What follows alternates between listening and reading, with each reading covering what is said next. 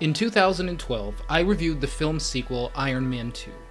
In that review, I criticized the film heavily for its lack of story, complete absence of any character journey or development, and for being the shameless plug for the Avengers that it was. At the end of that review, I said to the production team, the staff, and all the good people at Paramount and Marvel, make a movie next time. They did. Yo, listen up, here's the story about a little guy that lives in a blue world. And all day and all night and everything he sees is just blue.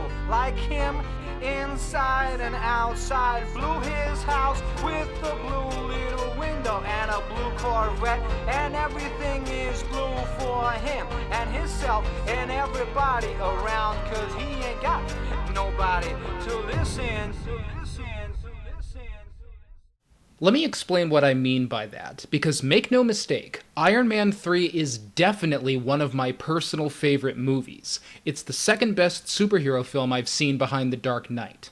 But the category of Matthew's favorite movies is reserved for those films that are a cut above the rest, films that rise clear above all the others. And while I think Iron Man 3 is certainly a gem, it doesn't quite reach that level of greatness. It has a few issues that knock it down a couple of notches, and the screenplay is just a bit too loose to be considered great. Thus, Iron Man 3 becomes the first review to be officially intended for the Matthew's Mixed Reviews category. It doesn't quite belong in the category of Matthew's favorite movies, but man, did it come close. So to the people who have criticized this film, I don't want you to think that this review is going to be nothing but wall-to-wall praise, because you're right.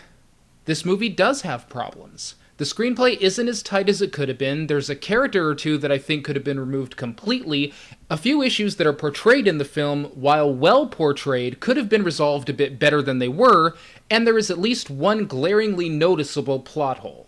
I don't deny any of this. I simply feel that the film's consistently good writing, character growth, and storytelling makes this film shine despite the flaws. Iron Man 3 was the Iron Man film I had been waiting for ever since I fell in love with that character. I'm not saying that I'm overly obsessed with the character or anything, although I do have all the movies that he has been portrayed in, even the crappy second one, as well as a poster, t-shirt, cuppy cup, desktop wallpaper, cell phone wallpaper, keychain, bobblehead. I like Iron Man. And more importantly, I like Tony Stark. This is a very unique superhero because, unlike a lot of them, he doesn't really have an alter ego. By that I mean that when he puts on the suit, he doesn't behave as someone else the way Batman does, or masquerade as an ordinary person the way that Superman does. Tony Stark is Iron Man, literally. I'll never forget in the first Iron Man seeing that ending press conference for the first time. I'm just not the hero type, clearly, with this laundry list of character defects, all the mistakes I made, largely public. Truth is,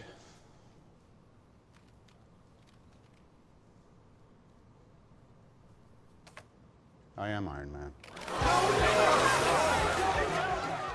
The first time I saw Tony Stark just say to hell with it and continue with his spotlight lifestyle without a second's thought to a secret identity, I said, this is something different, something new. This character is someone that I've never seen before. Tony Stark is flawed in a way that few superheroes have been.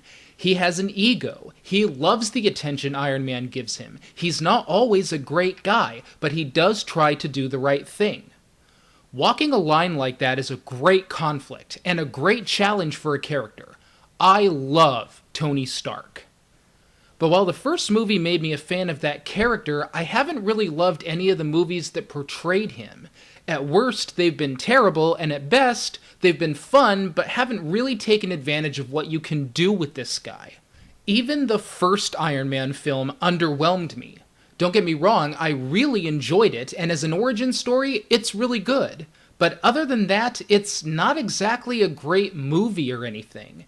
In fact, everything except Tony Stark was actually pretty bad in my opinion. The villain was laughably ridiculous.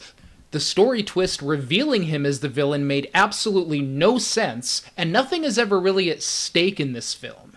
Now, that's all fine for a getting the ball rolling film, but when Iron Man was over, I found myself wanting more. And when it came time to thinking about sequels, I thought, I want Tony Stark to do more than just carry a film. I want to see that character in a good story. And that consistently didn't happen. Tony Stark was dying in Iron Man 2, and they couldn't find anything for him to do with that except bumble around in the suit like a dumbass, have a pointless fist fight that didn't go anywhere, and hang out at a donut shop like he doesn't give a shit that he's dying. And the Avengers had him being sarcastic at people, and little else.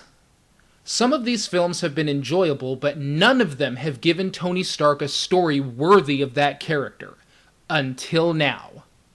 Iron Man 3 was written and directed by Shane Black, who is most well known for the Lethal Weapon movies, so he already had a great deal of experience in combining comedy with seriousness, which you really need in an Iron Man film, and for dealing with characters who have complicated psychological issues. And it's that experience that led him to penning a great sequel. Having read the script, and even before they started shooting, Robert Downey Jr. said the following of Iron Man 3. Shane, through his writing and directing, is making this by far the most ambitious, the most story-oriented, and the most character-explorative of all of these movies. Those statements are all true, but if you were to write this out on a piece of paper, story-oriented needs to be underlined. I said that Iron Man 3 was my biggest surprise of the summer, and that is exactly why, because it wasn't one of these things again. In my opinion, Iron Man 3 was the only story-oriented film in this series, and while I still like the first Iron Man film as a character study, it's the story that makes Iron Man 3 the best in the series by a mile. And even just aside from being quite good, Iron Man 3 also gave me a faint glimmer of hope, because to be perfectly honest, movies have been depressing me over the last couple of years. I've changed my attitude about the Avengers because I think this kind of turn-your-brain-off action film has its place in the world. Something like this is okay every once in a while, but we've had nothing but this for years now. We've had the throwaway Star Trek movies, the stupid Marvel movies. No one is going out of their way to write a great film anymore, because films that aren't great and merely lean on dumb action are making tons of money right now. And even when they do go out of their way to try and make something that has supposed substance in it, That is precisely why I didn't have high hopes going into Iron Man 3.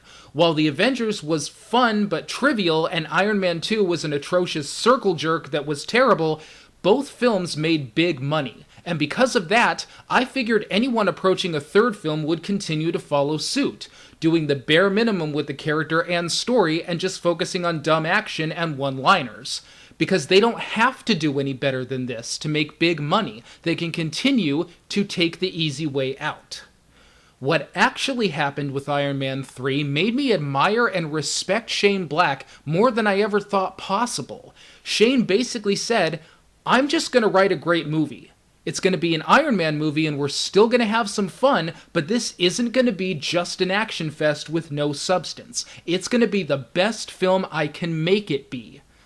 That impressed me because Shane Black didn't even have to do that. They could have just skated by and made another dumb action flick.